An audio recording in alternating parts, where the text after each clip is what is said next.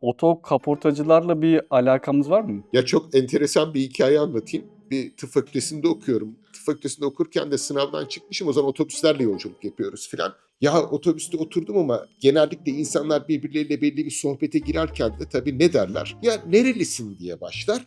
Sohbet ya ne iş yapıyorsun diye başlar. Şimdi yanında bir benden yaşça oldukça büyük bir abim oturdu. Daha ben öğrenciyim o zaman 18-19 yaşlarında. Ama tıp fakültesine girdin mi doktorsundur bir kere net. Ya onu bir kere bilelim. Adamcağız böyle sürekli böyle dürtüyor falan filan. İşte bana dedi ki ne iş yapıyorsun diye başladı, eyvah dedim. Ben de sınavdan çıkmışım. Ya Allah'ım otobüs yolculuğu boyunca biz o konuyu konuşacağız yani, tamam mı? Çünkü herkesin bir sağlık problemi var. Ben tıp fakültesinde okuyorum deyince adam beni doktor olarak kabul ediyor. Anlatıyor.